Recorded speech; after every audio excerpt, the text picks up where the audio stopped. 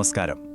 ഇന്ന് നമ്മൾ സംസാരിക്കാൻ പോകുന്നത് പലരും തുറന്നു പറയാൻ മടിക്കുന്ന പക്ഷേ ഒരുപാട് പേരെ ശരിക്കും അലട്ടുന്ന ഒരു ആരോഗ്യ പ്രശ്നത്തെക്കുറിച്ചാണ്. പുരുഷന്മാരിലെ ഉദ്ധാരണക്കുറവ്. ഇതിന്റെ യഥാർത്ഥ കാരണങ്ങൾ എന്തൊക്കെയാണ്, അതെങ്ങനെ നമുക്ക് മറികടക്കാം, നമുക്ക് വിശദമായിട്ട് തന്നെ നോക്കാം. ലൈംഗിക ബന്ധത്തിൽ പ്രതീക്ഷിച്ച പോലെ പ്രകടനം കാഴ്ചവെക്കാൻ കഴിയുന്നില്ല എന്ന തോന്നൽ, അത് മാനസികമായി ഒരുപാട് തളർത്തുന്ന ഒന്നാണ്. പക്ഷേ നിങ്ങളൊരു കാര്യം ഓർക്കണം, ഈ പ്രശ്നം അനുഭവിക്കുന്നത് നിങ്ങൾ മാത്രമല്ല. ഇതാണ് നമ്മൾ ആദ്യം മനസ്സിൽ ഉറപ്പിക്കേണ്ട കാര്യം. ഇതൊരു സാധാരണ ആരോഗ്യ പ്രശ്നം മാത്രമാണ്. പല പ്രായത്തിലുള്ള പുരുഷന്മാരിലും ഇത് കാണാറുണ്ട്. ഏറ്റവും പ്രധാനം, ഇതിന്റെ യഥാർത്ഥ കാരണം എന്താണെന്ന് കണ്ടെത്തിയാൽ ഇത് പൂർണ്ണമായും പരിഹരിക്കാൻ സാധിക്കും. അതുകൊണ്ട് ആശങ്കകളെല്ലാം മാറ്റിവെച്ച് നമുക്കിതിന്റെ ശാസ്ത്രീയ വശങ്ങളിലേക്ക് കടക്കാം. ഈ ഉദ്ധാരണക്കുറവ് എന്ന് പറയുന്നത് എല്ലാവർക്കും ഒരേപോലെ അല്ല അനുഭവപ്പെടുന്നത്. ചിലർക്ക് ഇടയ്ക്കായിരിക്കും ഈ ബുദ്ധിമുട്ട് വരുന്നത്, മറ്റു ചിലർക്ക് ഉദ്ധാരണം പൂർണ്ണമായി നിലനിർത്താൻ കഴിയാതെ വരും. ഇത് ഏതെങ്കിലും ഒരു പ്രായത്തിൽ മാത്രം വരുന്ന ഒന്നല്ല, ഇതിന് പിന്നിൽ പല കാരണങ്ങളുണ്ടാകാം. നോക്കൂ, നാഡീസംബന്ധമായ പ്രശ്നങ്ങൾ, ഹോർമോണുകളിലെ വ്യതിയാനങ്ങൾ, അല്ലെങ്കിൽ ചിലപ്പോൾ വെറും ക്ഷീണം പോലും ഇതിന് കാരണമാകാം. പക്ഷേ ഏകദേശം 80% കേസുകളിലും ഇതിൻ്റെയെല്ലാം അടിസ്ഥാനപരമായ ഒരു കാരണം മാത്രമേ ഉള്ളൂ. അതാണ് നമ്മളിവിടെ ഹൈലൈറ്റ് ചെയ്തിരിക്കുന്നത്: ലിംഗത്തിലേക്കുള്ള രക്തയോട്ടം കുറയുന്നത്. നമുക്കതിനെക്കുറിച്ച് കുറച്ചുകൂടി ആഴത്തിൽ മനസ്സിലാക്കാം. ശരി, അപ്പോൾ എന്തുകൊണ്ടാണ് ഈ രക്തയോട്ടം ഇത്രയും പ്രധാനപ്പെട്ടതാകുന്നത്?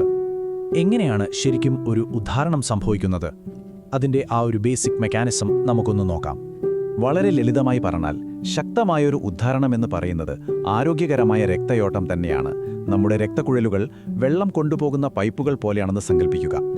ഉദ്ധാരണം നടക്കണമെങ്കിൽ ഈ പൈപ്പുകളിലൂടെ ലിംഗത്തിലേക്ക് നല്ല ഫോഴ്സിൽ രക്തം ഒഴുകിയെത്തണം. ഇനി ഈ പൈപ്പിൻ്റെ ഉള്ളിൽ എന്തെങ്കിലും തടസ്സങ്ങളോ കേടുപാടുകളോ വന്നാലോ സ്വാഭാവികമായും വെള്ളത്തിൻ്റെ ഒഴുക്ക് കുറയും, അല്ലേ? അതുപോലെയാണ് കാര്യങ്ങൾ. ഈ കേടുപാടുകളെയാണ് നമ്മൾ ഇൻഫ്ലമേഷൻ എന്ന് പറയുന്നത്. ഇനി ഈ രക്തയോട്ടത്തെ നിയന്ത്രിക്കുന്ന ഒരു മാജിക് തന്മാത്രയുണ്ട്. ഇതിന്റെ പ്രവർത്തനമാണ് യഥാർത്ഥത്തിൽ ഉദ്ധാരണത്തിന് പിന്നിലെ ഏറ്റവും പ്രധാനപ്പെട്ട രഹസ്യം. ആ ഘടകമാണ് നൈട്രിക് ഓക്സൈഡ്. നമ്മൾ നേരത്തെ പറഞ്ഞില്ലേ, രക്തക്കുഴലുകൾ. അതിന്റെ ഏറ്റവും ഉള്ളിലായി ഒരൊറ്റ നിര കോശങ്ങൾ കൊണ്ട് നിർമ്മിച്ച വളരെ ലോലമായ ഒരു പാളിയുണ്ട്. അതാണ് ഈ എൻഡോത്തീലിയം. ഇതിനെ നമ്മുടെ രക്തയോട്ട വ്യവസ്ഥയുടെ ഒരു കൺട്രോൾ റൂം എന്ന് തന്നെ പറയാം. നമ്മുടെ എൻഡോത്തീലിയം ആരോഗ്യത്തോടിരിക്കുമ്പോൾ അതൊരു സിഗ്നൽ പുറപ്പെടുവിക്കും, ഒരു കെമിക്കൽ മെസ്സേജ്. അതാണ് ഈ നൈട്രിക് ഓക്സൈഡ്. ഈ സിഗ്നൽ കിട്ടുന്ന നിമിഷം രക്തക്കുഴലുകൾ റിലാക്സ് ചെയ്യും, അതായത് വികസിക്കും. ഈ ഗേറ്റുകൾ തുറന്നാൽ മാത്രമേ രക്തത്തിന് ശക്തിയായി അവിടേക്ക് ഒഴുകിയെത്താൻ പറ്റൂ. അപ്പോൾ ഈ പ്രവർത്തനം ഒരു ചെയിൻ റിയാക്ഷൻ പോലെയാണ് നടക്കുന്നത്.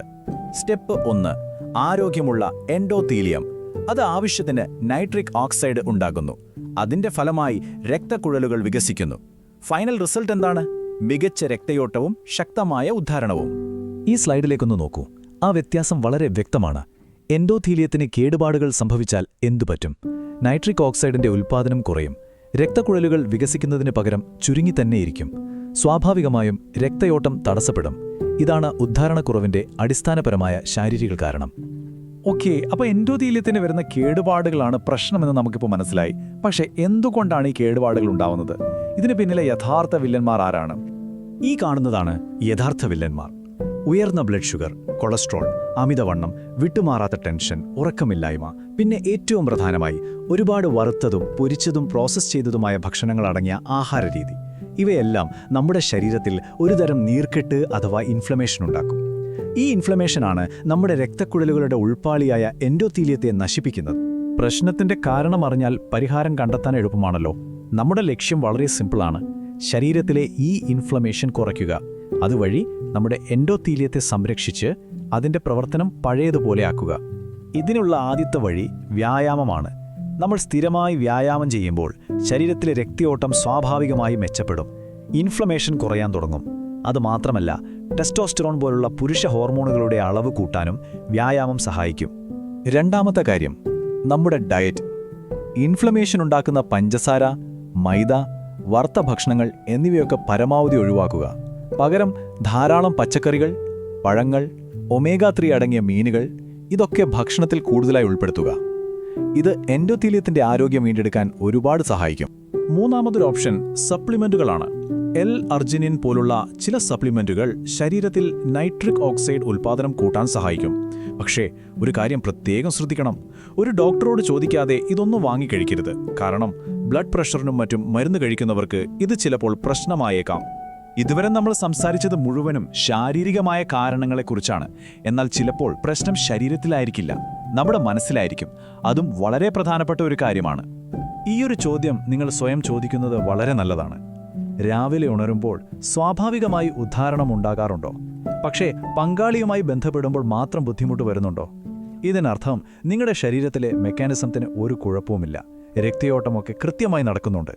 ഇവിടെ വില്ലനായി വരുന്നത് പ്രകടനത്തെക്കുറിച്ചുള്ള ടെൻഷൻ അഥവാ പെർഫോമൻസ് ആൻസൈറ്റിയാണ്. അപ്പോൾ നമ്മൾ മനസ്സിലാക്കേണ്ട ഏറ്റവും പ്രധാനപ്പെട്ട കാര്യം ഇതാണ്: നിങ്ങളുടെ പ്രശ്നത്തിൻ്റെ യഥാർത്ഥ മൂലകാരണം കണ്ടെത്തുക. അത് രക്തയോട്ടത്തിൻ്റെ കുറവാണോ, ജീവിതശൈലിയുടെ പ്രശ്നമാണോ, അതോ മാനസികമായ പിരിമുറുക്കമാണോ? കാരണം തിരിച്ചറിഞ്ഞാൽ ഒരു ഡോക്ടർക്ക് നിങ്ങളെ ശരിയായി സഹായിക്കാൻ പറ്റും. ഓർക്കുക, ഇതൊരിക്കലും നാണക്കേട് വിചാരിക്കേണ്ട ഒരു കാര്യമല്ല. ശരിയായ അറിവും ചികിത്സയും ഉണ്ടെങ്കിൽ ഈ അവസ്ഥ പൂർണ്ണമായും മാറ്റിയെടുക്കാൻ സാധിക്കും.